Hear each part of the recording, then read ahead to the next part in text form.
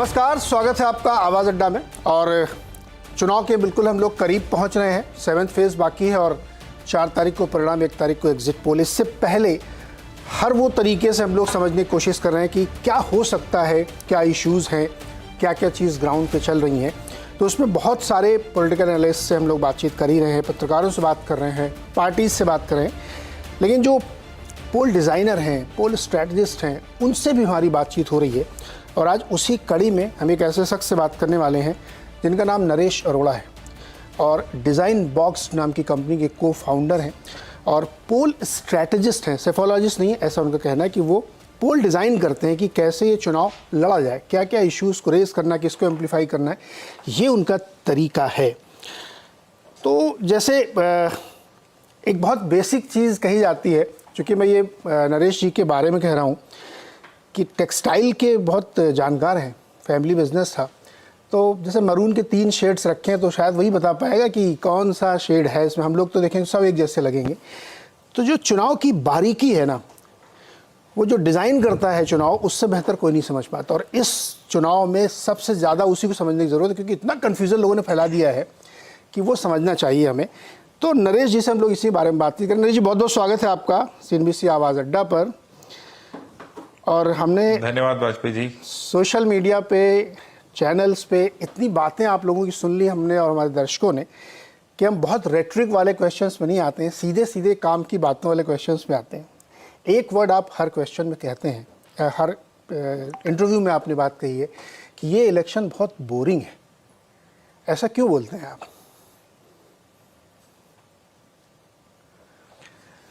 ऐसा इसलिए बोलता हूं मैं कि सिर्फ चुनाव ही नहीं, जिंदगी की कोई भी पहलू में अगर कोई कंसिस्टेंटली एक सार एक चीज चलती रहती है तो उसके अंदर बोर्डम आना स्वाभाविक बात माना जाता है। और इन चुनावों के अंदर भी बोर्डम या बोरिंग वर्ड का इस्तेमाल इसलिए किया जा रहा है, खासकर मेरे द्वारा या कुछ और लोगों के द्वारा, क्योंकि जो पिछली बार की रिजल्ट्स थे, नतीजे लगभग अनुमानित उसी तौर पे आते हुए दिख रहे हैं।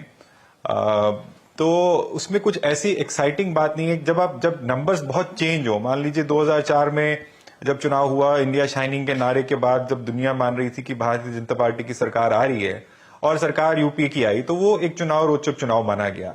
फिर 2004 के बाद 2009 के चुनाव के अंदर भी जब सरकार रिपीट हुई और बड़े नंबर से आई यूपीए की, तो भी एक रोचक चुनाव था। 2014 में बदलाव हुआ, 2019 में जो बदलाव 2014 में हुआ था उसका एक एक्सटेंशन देखा गया।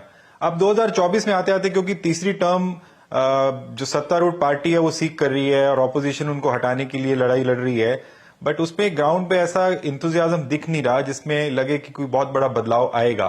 और एक रूपता तो बोर्डम लाती ही है, चाहे आप वो चुनाव हो या व्यायाम हो। अगर आप सुबह रोज जिम में जाएंगे, कसरत सेम करेंगे, तो आप 3 महीने के बाद बोर होना स्वाभाविक है।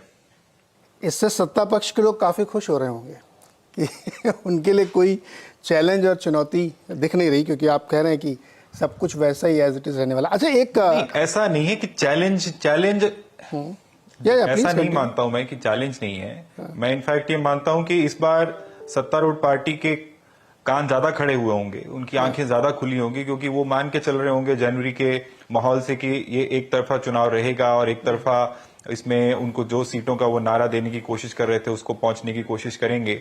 और जिस तरह का इस समय बातचीत चल रही है और माहौल बना हुआ है, उसके अंदर टक्कर उनको मिल रही है।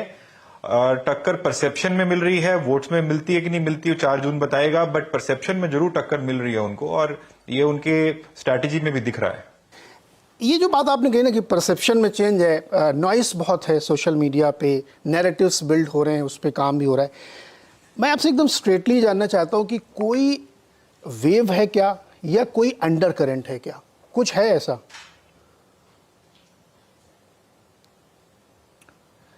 देखिए, वेव शब्द बहुत ओवररेटेड शब्द है। माना जाता है कि ये एक की वेव है या दूसरे की वेव है। जनरली वोटर अपना मन निर्धारित 25% से 30% वोटर अपना लास्ट 3 दिन में मन बनाता है, ऐसा डेटा बताता है। और जिस तरह से इस बार शमूलियत रही है वोटर की, जैसे फेज दर फेज जरूर बढ़ी है, और अगर टोटल में देखे जाए एब्सोल्यूट नंबर्स में तो लगभग पुराने नंबर्स को के मुकाबले में बराबर है या उससे थोड़ा ज्यादा है। तो वो धीरे धीरे उसमें वो बढ़ोतरी आई है। और उसके कारण जो वेव या अंडर करंट की आप बात करते हैं, ये बात बिल्कुल जाहिर है और ग्राउंड पे दिखती है कि लोग कुछ ऐसे मुद्दे, महंगाई, बेरोजगारी, इन मुद्दों के ऊपर बहुत खुल के बात कर रहे हैं। बट क्योंकि लोग ऐसा समझते हैं कि जो दूसरा पक्ष है उसमें हो सकता है कि वो उस तरह की महारत नहीं देखते हो जिस महारत के लिए वो वोट करने निकले उनके लिए, तो उस वजह से वोट अभी भी सत्तारूढ़ पार्टी को जा रहा है, जिसके अंदर प्रधानमंत्री उसका मुख्य कारण दिखते हैं वोटर्स के अंदर। और अंडर करंट या वेव दोनों सिचुएशन मेरे को लगता है कि कुछ ऐसी बात नहीं है। पर अगर भारतीय जनता पार्टी अपने पुराने नंबर रिपीट करती है तो वो वेव से कम माने नहीं जाने चाहिए, क्योंकि तीसरी बार वो नंबर लेके आना कोई छोटी बात नहीं होती। एग्जैक्टली यही कॉन्टेक्स्ट भी था, क्योंकि अंडर करंट तो होनी चाहिए, तो विपक्ष के लिए होनी चाहिए, लेकिन वो भी आप कह रहे हैं कि वो कन्वर्ट नहीं हो रही है, केवल इश्यूज पे है, लेकिन वो ट्रांजैक्शन में कन्वर्ट नहीं हो रही है। और करंट रिजीम जो है उसको अगर वो 303 की फायरिंग होती है तो फिर ये भी अपने आप में थर्ड टाइम में बहुत बड़ी चीज़ मानी चाहिए। क्या आपको लगता है कि यही इसी के आसपास नंबर है? हालांकि आपने बहुत चैनलों में बोला, लेकिन वो एक बार चूंकि लोग सुनना चाहते हैं, ये केवल ये कि 303 उससे कम या उससे ज़्यादा? मैं एक बार फिर से दोहरा देता हूं कि मैं साइकोलॉजिस्ट नहीं हूं कि जो मैं एब्सोल्यूट नंबर्स बताने की सिचुएशन में हूं। बट ऐसा प्रतीत हो रहा है कि जो पिछली बार भारतीय जनता पार्टी के खुद की सीटों के नंबर थे, लगभग आंकड़ा उसके पास या उससे ऊपर रहेगा। 10-15 का फर्क भी पड़ सकता है। और कुछ राज्यों में जहां पे दिखता है या बात है कि चुनाव के अंदर कुछ सीटों का उनको नुकसान हो रहा है, तो उसमें हो सकता है कि 5-7 सीट का डिफरेंस रहे। बट मोर और लेस जो मुझे दिखता है, जो मैं 1-1.5 महीने से 2 महीने से कह रहा हूं, वो लगता है कि नंबर वहीं पे जाके रुकेंगे या उसके आसपास। तो फिर स्विंग स्टेट्स या बैटल ग्राउंड वाले स्टेट्स कौन से हैं जहां पे आप कह रहे हैं कि अच्छा, जैसे ना कि आप सम टोटल करो तो उतना ही आ रहा है या उससे बेटर हो रहा है, लेकिन कहीं पे कम हो रहा है, कहीं पे ज़्यादा। लट से 19 में क्या हुआ था, 2019 में, कि यूपी में नुकसान हुआ लेकिन किसी बंगाल में गेन हो गया, तो वो जीरो सम गेम हुआ और बल्कि रादर इंक्रीज ही हो गया। तो इस बार वो कौन से बैटल स्टेट्स हैं? देखिए, जो साउथ के कुछ स्टेट्स हैं जहां पे भारतीय जनता पार्टी का प्रदर्शन पिछली बार उतना उत्साहवर्धक नहीं रहा था, जैसे तमिलनाडु है, आंध्र प्रदेश है, तेलंगाना है, केरला है। इन स्टेट्स में मुझे लगता है कि भारतीय जनता पार्टी पिछली बार के मुकाबले गेन करेगी। कर्नाटका जैसी स्टेट, जो साउथ की ही स्टेट है, वहां पे भारतीय जनता पार्टी लूज करती हुई दिख रही है। उसके अलावा बंगाल, जो राज्य की आपने पहले नाम लिया, उसके अंदर भी मुझे लगता है कि कुछ इजाफा हो सकता है। उसके अलावा उड़ीसा, छत्तीसगढ़ और उत्तर प्रदेश भी मुझे लगता है कि कुछ हो सकता है कि सीटों का इजाफा उसमें कर पाए। तो ये स्टेट्स मुझे लगता है कि जहां पे उनको कुछ फायदा होने की सिचुएशन दिखती है। जहां तक नुकसान होने की बात है, उसमें सब लोग अभी तो सर्वव्यापक है, सर्वचर्चित है, बहुचर्चित बातें हैं कि हरियाणा जैसी एक स्टेट है जहां पे थोड़ा नुकसान होता दिख रहा है, राजस्थान है जैसे कुछ नुकसान होता दिख रहा है, और पंजाब में नुकसान हो सकता है उनको। बाकी मुझे कोई बहुत लंबा चौड़ा डिफरेंस कहीं पे ऐसा दिख नहीं रहा। ओके। अब असम की स्टेट में भी मुझे लगता है कि उनको कुछ गेन आएगा। असम की स्टेट में भी मुझे लगता है गेन आएगा कुछ। कर्नाटक में भी लॉस है क्या कुछ? कर्नाटक में तो पिछली बार वो वैसे ही सब सीटें ऑलमोस्ट जीत के आए थे। 25 सीटें वो जीते थे। कांग्रेस के पास 1 सीट थी, एक जेडीएस के पास थी, एक इंडिपेंडेंट जीते थे। तो इस बार वहां पे उनके पास और जीतने के लिए तो नहीं है, पर वहां पे नुकसान उनको जरूर इस बार झेलना पड़ेगा और ठीक ठाक नुकसान होने की संभावना है वहां पे। ओके। अच्छा, चूंकि नरेश जी आप पोल डिजाइनर हैं और आपकी जो प्रसिद्धि इस बात के लिए भी, कर्नाटक इलेक्शन आपने बहुत शानदार लड़ाया कांग्रेस को और वो अच्छी विक्ट्रीज जीत के भी आए। राजस्थान में भी आपने बहुत किया, पंजाब में आपने ग्राउंड लेवल कॉन्स्टिट्यूंसी वाइज काफ़ी काम किया। तो मैं ये मान के चलता हूँ, मेरे दर्शक मान के चलते हैं कि आप बहुत अच्छे से समझते हैं कांग्रेस को भी, और पोल डिज़ाइनर तो आप हैं ही हैं।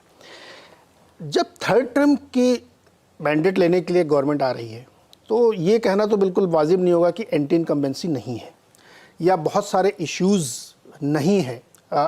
ठीक है, उनके स्टांस सपोर्टर कहेंगे कि नहीं ये है, और कांग्रेस के स्टांस सपोर्टर कहेंगे कि है, लेकिन इसके बीच में काफ़ी बड़ा एरिया है जो ट्रांजैक्शन में कन्वर्ट होना चाहिए, वो नहीं होता। तो मैं ये समझना चाह रहा हूँ कि जैसे आपने कहा कि ग्राउंड पे वो चीज़ नहीं दिख रही है, क्यों नहीं दिख रही? वो इसलिए कि जो अपोजिशन है वो कन्वर्ट नहीं कर पा रहा, या इसलिए कि जो वोटर है उसका माइंडसेट चेंज हुआ है पिछले 14 से अब तक के बीच में। वो चीज़ों को अब उस तरह से नहीं देखता जैसे कन्वेंशनल विजडम में पॉलिटिक्स देखी जाती थी या जैसे लोग वू कर लेते थे उसको।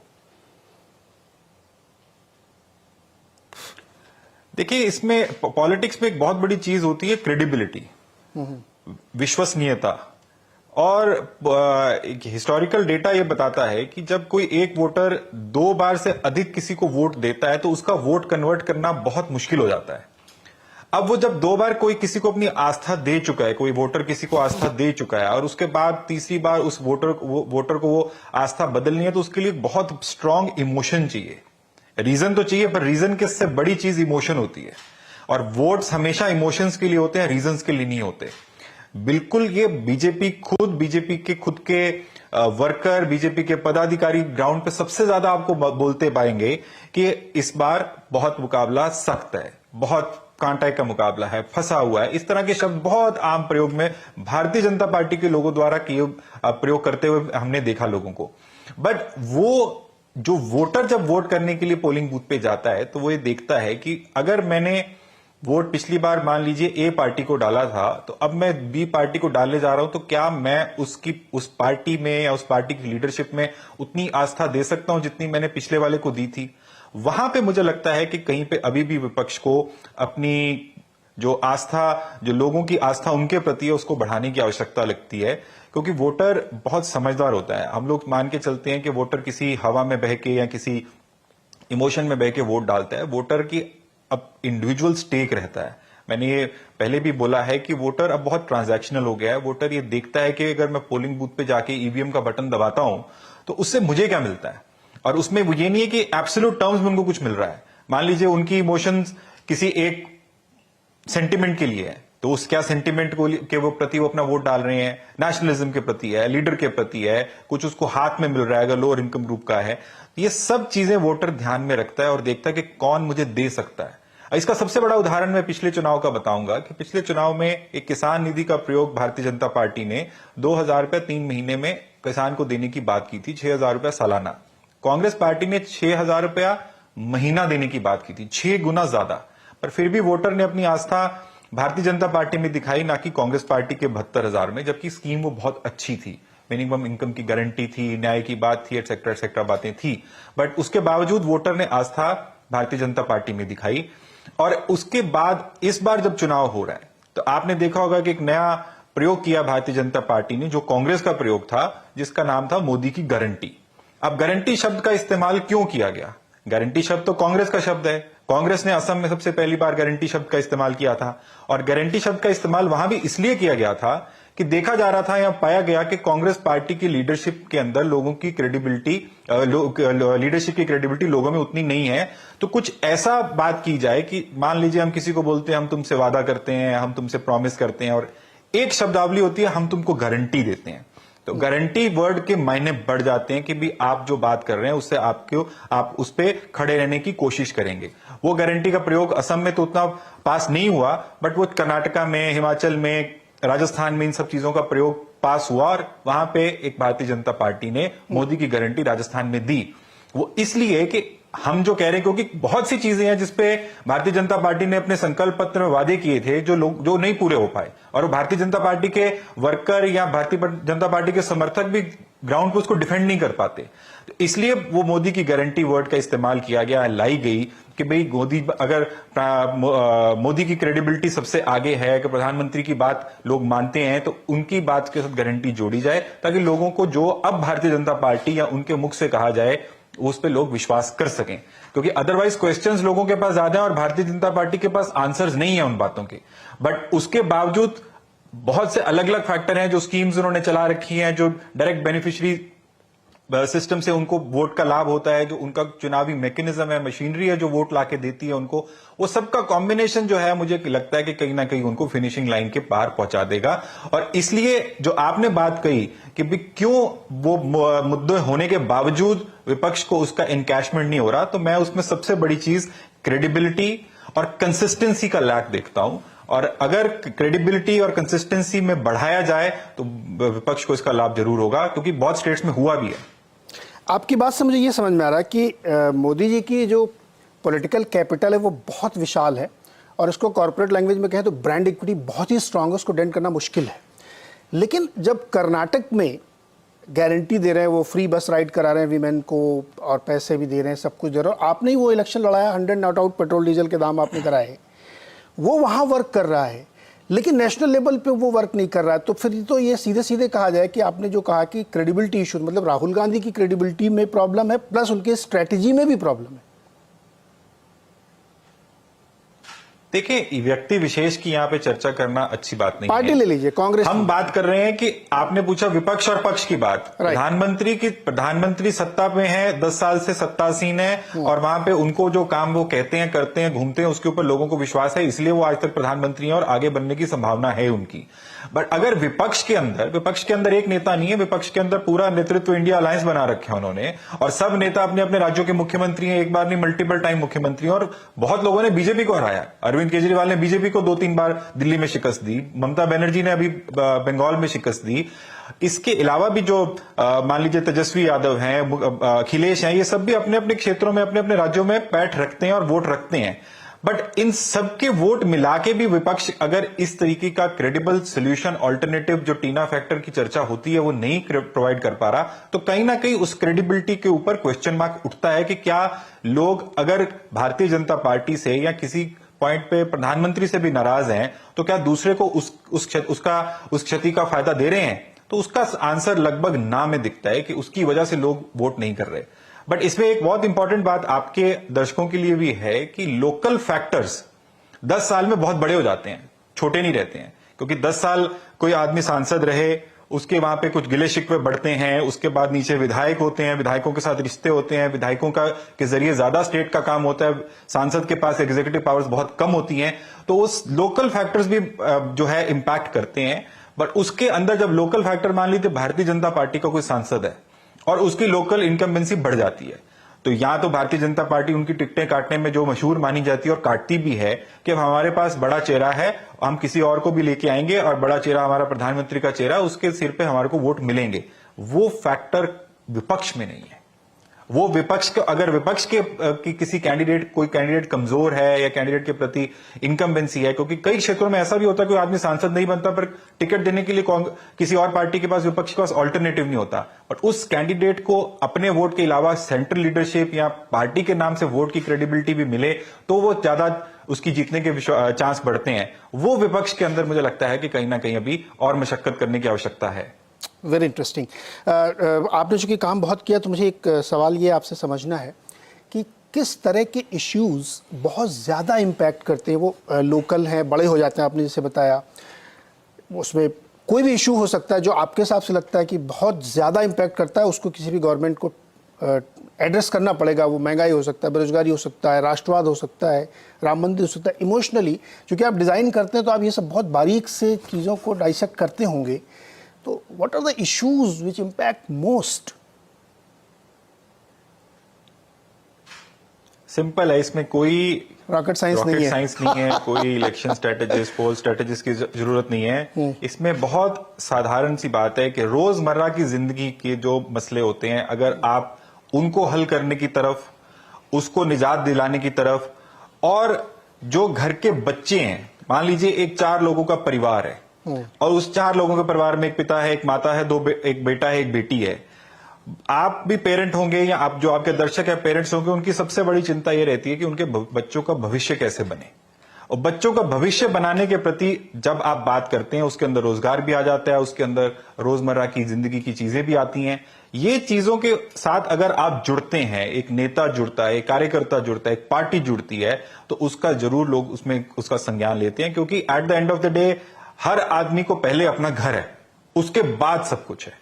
अगर वो घर उसका सही चल रहा है, उसके बच्चे सही चल रहे हैं, उसकी रोजगार सही चल रही है, उसकी रोजी रोटी सही चल रही है, तो सब सही है। अगर वो सही नहीं चल रहा तो सब आक्रोश भी दिखेगा और सत्ता परिवर्तन भी दिखेंगे। और भारतीय जनता पार्टी को इस चुनाव में मैं समझता हूं कि एक वेकअप कॉल जरूर मिला है कि जो इमोशनल इश्यूज हैं, उन इमोशनल इश्यूज के सिर पे अकेले दम पे चुनाव नहीं जीते जा सकते। बार बार आपको लोगों की जिंदगी के जो पहलू हैं, जो लोगों की रोजमर्रा की जिंदगी के इश्यूज हैं, उसको भी एड्रेस करना पड़ेगा। इस बार हो सकता है वो चुनाव निकाल लें, बट इसके बाद की जो लड़ाई है, मेरे को लगता है वो ज्यादा सख्त होने वाली है। लोग मान के चल रहे थे कि भारतीय जनता पार्टी की 300 प्लस सीटें, 400 सीटें, जो भी लोगों के आंकलन थे वो आएंगी और उसके बाद और बड़ी बड़ी बातें होंगी और बड़ी चीजें होंगी। पर मुझे लगता है कि इस बार कहीं ना कहीं उस चीजों के ऊपर दोबारा विचार विमर्श किया जाएगा, सोच आएगी पार्टी की कि वो देखेंगे कि भी जनता के से जुड़े हुए मुद्दों का भी निराकरण करना बहुत आवश्यक है, नहीं तो जनता तो कभी भी मन बदल सकती है।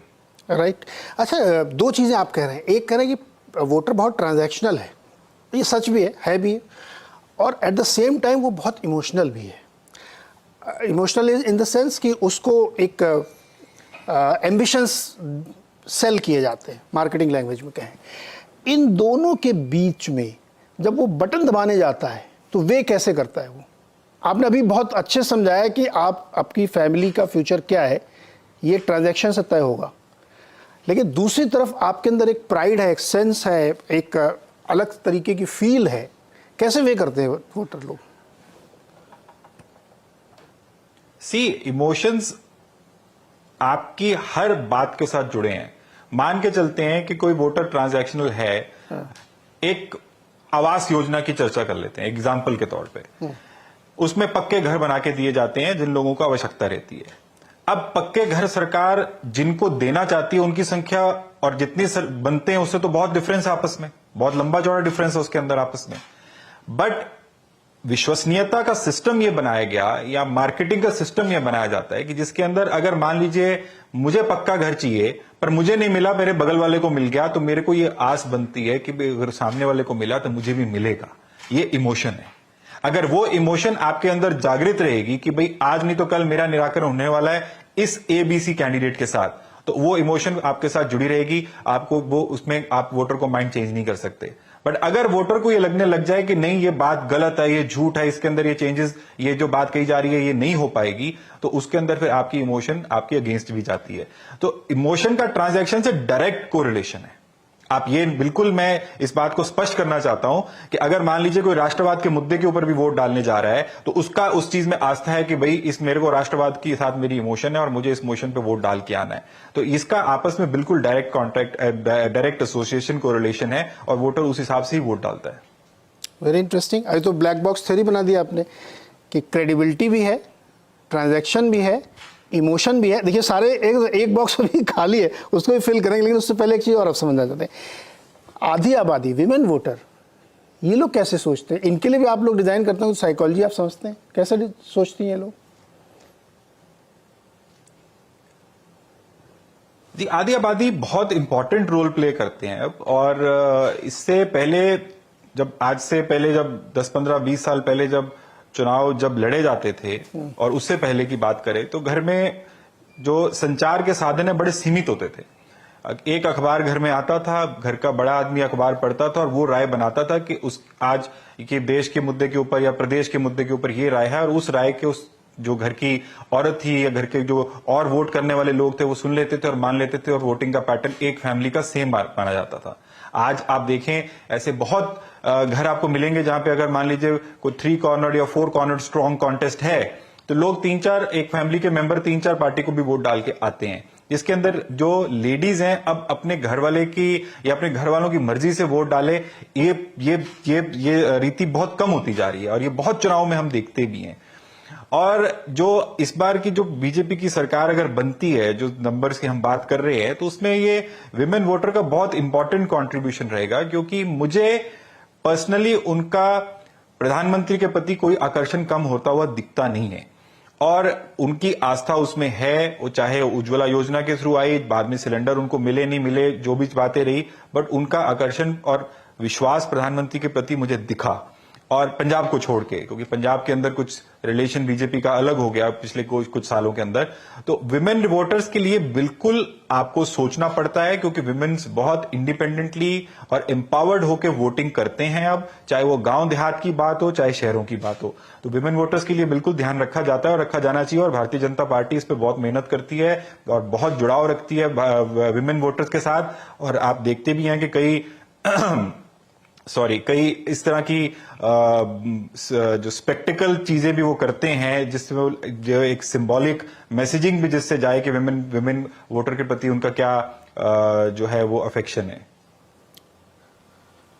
ओके, अच्छा ये ऐसा भी होता है कि हम सब कि एक ही फैमिली में मतलब थोड़ा बहुत तो होता ही, लेकिन लार्जली कि पुरुष अलग वोट कर रहे हैं, महिलाएं अलग, ऐसा होता है क्या? आपने कभी नोटिस किया कि झगड़ा भी होता है, नहीं मैं तो इनको दूंगी वोट आप? हाँ बिल्कुल, बहुत बहुत हाँ? बहुत बहुत कॉमनली ये पाया जाता है कि विमेन वोटर, मान लीजिए किसी देहात की बात करते हैं जिसके अंदर घर के मर्द की किसी वजह से किसी पार्टी के प्रतिनिधि से या किसी से कुछ दिक्कत हो गई, तो विमेन अपना वोट नहीं छोड़ती अगर उसकी आस्था किसी में बंधी हुई है। तो वो अपना वोट चुप करके उसमें जाएगी ईवीएम में, और ईवीएम के अंदर वो अपना बटन वही दबा के आएगी जिसके प्रति उसकी आस्था है। वो ये बात भूल जाएगी कि मेरे पति की किसी से लड़ाई चल रही है नहीं चल रही है, क्योंकि वो पति की लड़ाई तो आज है कल नहीं है, ये तो रोज चलता रहता है। और वैसे भी विमेन का एक्सपोजर जो है अब बढ़ने लग गया है संचार के माध्यमों की वजह से, और बहुत इंडिपेंडेंटली और फ्रीली वोट करते हैं। कोई बिल्कुल डिपेंडेंसी नहीं रखती हैं वो कि भाई हमारे को किसी एक पार्टी से बंध के या किसी पति के कहने पे या पिता के कहने पे ही वोट डालना है। तो आपके लिए बड़ा चैलेंजिंग होगा, एक ही घर के लिए दो स्ट्रेटजी डिजाइन करनी है, वेमेन के लिए अलग और मेल के लिए अलग।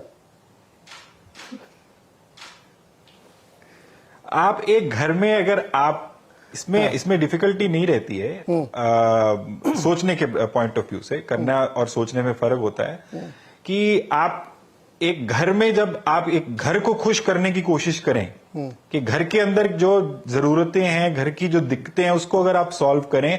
क्योंकि घर की देखें, असम के अंदर जब हम चुनाव लड़ रहे थे तो असम के अंदर हमने एक गारंटी में एक अनाउंसमेंट दी थी वहां पे कि जो मैंने सोचा कि जो घर की महिला रहती है, जो चौका चूल्हा करती है, सास ससुर की देखभाल करती है, बच्चों की देखभाल करती है, वो बेसिकली एक फ्री काम करती है। अगर आप यही काम के लिए किसी को रखें घर पे तो उसको कुछ ना कुछ तो आप पैसा देंगे। तो उनका एक सम्मान निधि के हिसाब से हमने गृह लक्ष्मी की स्कीम वहां पे लॉन्च की। अब अगर वो पैसा, अगर कांग्रेस की सरकार वहां बनती, जो वहां नहीं बनी, पर वो वही स्कीम जब कर्नाटका में दी गई और उस स्कीम से जब 2000 रुपया लोगों के घर पे पहुंचना शुरू हुआ, तो आप अनेकों किस्से देखेंगे ग्राउंड पे, वहां पे दिखेंगे। किसी ने 10 महीने पैसे जोड़ के कुछ टीवी फ्रिज खरीदा, कभी किसी ने कुछ खरीदा, किसी ने अपने बच्चों की पढ़ाई के अंदर पर्सनली इन्वेस्ट किया, क्योंकि औरत की खुद की जरूरतें भी घर की होती है, चाहे छोटे छोटे पैसों की हों। और इन सब चीजों में अगर घर में पैसा पहुंचता है किसी भी तरह से, आप घर की कोई अगर आप बेनिफिट देखते हैं, तो इसमें घर की महिला जो होती है, जिसको घर की चिंता सबसे ज्यादा होती है, क्योंकि वो सबसे ज्यादा समय व्यतीत करती है घर पे और बोलती कम है, काम सबसे ज्यादा करती है, तो वो औरत को आप इमीडिएटली आप ये इंप्रेस कर सकते हैं कि आप ए पार्टी को या बी पार्टी की तरफ आप अपनी आस्था रखें, क्योंकि ये आपकी प्रॉब्लम्स का सोल्यूशन देने की कोशिश कर रहे हैं। क्योंकि हर प्रॉब्लम का सोल्यूशन एक बार में तो दिया नहीं जा सकता, ये एक जर्नी है, वो जर्नी चलती रहती है। अगर आज एक दिक्कत है, कल दूसरी है, कल परसों तीसरी है। अगर आप उन दिक्कतों का संज्ञान लेके उनसे उनकी बात को समझने के लिए सुझाव देना भी शुरू करें, तो लोग तो भी आस्था रखते हैं, मानते हैं और कोशिश करते हैं कि आपको सपोर्ट किया जा सके। ओके, अरे बड़ा इंटरेस्टिंग है। मैं एक लेटेस्ट रिपोर्ट पढ़ रहा था, इसमें शायद 4th फेज तक का ये एनालिसिस है कि विमेन वोटर्स बढ़ी हैं, उनका नंबर बढ़ा है, और केरल को छोड़ दे तो कई सारे साउथ के स्टेट में नंबर्स बहुत बढ़े हैं, और उन्होंने हर डिस्ट्रिक्ट में मेल से ज़्यादा पोलिंग की है, क्योंकि वो मेरे ख्याल में बहुत ज़्यादा रेशनल होती है। मुझे लगता है उनको सीधे सीधे समझ में आता है कि कौन उनके फ़ायदे का, कौन उनके फ़ायदे का नहीं है, तो वो उस तरह से वोट करती हैं। अब इसी को मैं थोड़ा सा और कॉन्टेक्स्ट में ले जाता हूँ। आप लोग जब किसी इश्यूज़ पे बात करते हैं या कोई प्लान उनके लिए बनाते हैं, तो आप सिर्फ उनके एक्शंस को कंट्रोल करते हैं, मतलब पॉलिटिकल पार्टी के लिए जो आप डिज़ाइन कर रहे हैं उसमें उनके एक्शंस को कंट्रोल और डायरेक्ट करना है, या इश्यूज़ क्रिएट भी करने, क्योंकि पार्टी को समझ में नहीं आ रहा कि यार क्या हो रहा है, तो आप किस तरह से काम करते हैं? इसका सवाल का कॉन्टेक्स्ट ये है क्योंकि हमने इस इलेक्शन में देखा है कि बहुत सारे ऐसे इश्यूज़ रेज होके आए हैं जिनका कोई ग्राउंड नहीं है, कोई बेस नहीं है, लेकिन फिर भी वो इशू इतने बड़े हो गए कि उनको एक दूसरे लोग काउंटर कर रहे हैं। तो पोल डिजाइनर क्रिएट करता है या सिर्फ एक्शन को कंट्रोल और डायरेक्ट करता है?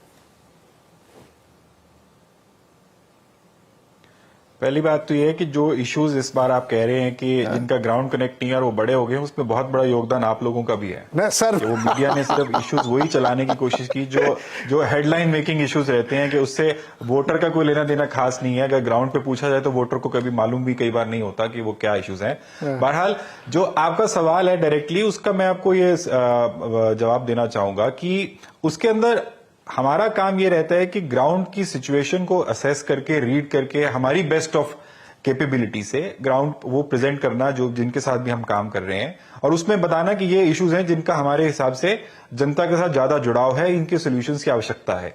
उसके बाद एक बार जब सहमति बन जाती है जिनके साथ काम कर रहे होते हैं, तो फिर उनके सॉल्यूशंस के ऊपर काम किया जाता है ताकि वो जुड़ाव बन सके। और आप इसमें भी मैं पर्टिकुलरली खुद मानता हूं, जब मैं इस काम में बहुत एक्टिवली नहीं काम भी करता था, कि जनता के इश्यूज कोई बहुत डिफिकल्ट तो होते नहीं आप और हम लोग ही तो है ना वोटर। आप लोगों को जो इश्यूज हैं या हम लोगों को इश्यूज है, इश्यूज ग्राउंड पे लोगों को वही रहने वाले हैं जो पब्लिक कंसर्न के इश्यूज हैं। इंडिविजुअल इश्यूज कोई बात नहीं मैं कर रहा हूं। और उन इश्यूज के ऊपर ध्यान, क्योंकि जनरली उन इश्यूज का सोल्यूशन या तो होता नहीं है या लोग करना नहीं चाहते क्योंकि उनके पास उसकी क्षमता नहीं होती। कभी पैसे की दिक्कत होती है, कभी पॉलिटिकल विल पावर की दिक्कत होती है। इस वजह से उन इश्यूज को दरकिनार किया जाता है। मान लेते हैं, रोजगार की बात ही कर लेते हैं कि अगर आज जितने बेरोजगारी हिंदुस्तान के अंदर है उन सबको नौकरी देनी हो तो क्या कोई भी गवर्नमेंट एक दिन में वो नौकरी दे सकती है? उसका जवाब लगभग ना है। क्या उनको सबको बेरोजगारी भत्ता आज सरकार के पास बजट है देने के लिए? आंसर ना है। तो अब इनके सॉल्यूशंस कैसे निकाले जाएं? अब उन्हीं सॉल्यूशंस के प्रति सरकारें काम करती हैं। अब मैं तो ये बात एक नहीं 2-3 इलेक्शंस में कह चुका हूं कि हिंदुस्तान के अंदर इतने मंत्रालय हैं, इतने मंत्री बनते हैं। ये तो सुप्रीम कोर्ट का शुक्रिया करना चाहिए कि भाई उन्होंने एक लिमिटेशन कर दी कि कितने लोग मंत्री बन सकते हैं। बट एक मंत्रालय हिंदुस्तान में नहीं है, ना किसी राज्य में है, और मैं इस बात का बहुत प्रखर वक्ता रहा हूं कि एक मंत्रालय होना चाहिए, मिनिस्ट्री ऑफ जॉब क्रिएशन, कि एक जॉब क्रिएशन की अलग से मंत्री होनी चाहिए, मंत्रालय होना चाहिए, और उसका काम सिर्फ जॉब क्रिएशन के ऊपर काम करना होना चाहिए। वो वीकली, मंथली या 6 मंथली या क्वार्टरली अनएम्प्लॉयड और एम्प्लॉयड दोनों डेटा पब्लिक डोमेन में रखें। विश्वसनीयता बढ़ेगी, लोगों का उसके प्रति विश्वास बढ़ेगा, और आपको भी काम करने के अंदर चैलेंजेस कम होंगे। क्योंकि जो भी आज आप कहते हैं कि विकसित भारत की तरफ हिंदुस्तान बढ़ रहा है, पर विकसित भारत तभी होगा जब सबके पेट में दाना होगा, और पेट में दाना होने के लिए काम होगा। सरकार के पैसे देने से तो सरकार घर चलते नहीं है। अब वो दाना लाने के लिए अगर नौकरियां क्रिएट होंगी तो एंटरप्रेन्योर आएंगे, तो उनको भी जॉब चाहिए। अब प्राइवेट लेवल पे लोग इतने जॉब फेयर लगाते हैं और उन जॉब फेयर्स के अंदर बहुत सारे रोजगार बटते भी हैं, कुछ मैच्योर होते, कुछ नहीं मैच्योर होते, पर इंटेंट वहां पे दिखता है। मिनिस्ट्री ऑफ जॉब क्रिएशन अगर हिंदुस्तान के अंदर बनती है, अगर स्टेट्स में बनती है, और वो डायरेक्ट रिपोर्टिंग टू सीएम या पीएम रहती है, तो उसके अंदर आपके पास क्लीन डेटा होता है। आज सत्ता पक्ष हो या विपक्ष हो, राज्यों में भी कई राज्यों में विपक्ष सत्ता में और कई राज्यों में जो भारतीय जनता पार्टी विपक्ष में है, वो आंकड़ों पे लड़ते रहते हैं। सत्ता वाले बोलते हैं हमने इतनी नौकरी क्रिएट कर दी, कोई उसका आंकड़ा नहीं होता, कोई उसकी वेरिफिकेशन नहीं है। विपक्ष कहता रहता नहीं इतनी नौकरी नहीं हुई, इतनी नौकरी हो गई। अगर ये सब चीजें पब्लिक डोमेन में ट्रांसपेरेंटली दिखें तो आपको भी बात करने की मौका और जो है एक क्रेडिबल तौर पे मिलता है, और उसका सोल्यूशन ओरिएंटेड काम होता है। इस तरह की बहुत सी बातें हैं जो की जा सकती हैं, जिसके अंदर मुद्दों की एड्रेसल भी होती है और मुद्दों के साथ लोगों के जुड़ाव भी होते हैं और आपकी ट्रांसपेरेंसी भी आती है। तो मेरे को लगता है कि कभी ना कभी ये बात आगे बढ़ेगी, क्योंकि काफी जगह पे प्रपोज मैंने किया है। देखते हैं कौन पहले उसको आगे लेके चलता है। नरेश भाई, ये बात आपने ना बहुत अच्छी, इंटरेस्टिंग, कंस्ट्रक्टिव कही है, और ये मेरे बहुत दिल के करीब। मैं तो चूंकि बिजनेस जर्नलिस्ट हूँ तो बहुत इस पर डिस्कस करता हूँ मैं। आई होप कि ये सरकार सुन रही होगी, या जो भी सरकार बनाएगी वो सुन रहे होंगे। ये इस वक्त की सबसे ज़रूरी मिनिस्ट्री है, क्योंकि आपने शुरुआत में एक बात कही, दर्शकों को याद दिलाने के लिए मैं बता दूं कि कोई भी जीत के आए, पॉलिसी में चेंजेस हम देखेंगे, क्योंकि जो नई सिनेरियो बन रही है पूरे वर्ल्ड वाइड जॉब को लेकर के, AI ML को लेकर के, वो बहुत बड़ी गेम चेंजर है। उससे कोई बच नहीं सकता, आप आइडियोलॉजी कोई भी रखें। तो आई थिंक ये बहुत अच्छा आइडिया आपने दिया, और आई होप कि लोग सुनेंगे, सरकार सुनेगी जो भी आएगी, और इस पे काम ज़रूर होगा। नरेश जी, बहुत शुक्रिया हमारे साथ जुड़ने के लिए, बातचीत करने के लिए, और सचमुच बहुत इंटरेस्टिंग चर्चा रही। अब एक बार हम लोग 4 जून को भी कोशिश करेंगे बैठने की, देखते हैं क्या परिणाम आता, फिर बातचीत करेंगे। बहुत बहुत शुक्रिया हमारे साथ जुड़ने के लिए। थैंक यू, शुभकामनाएं।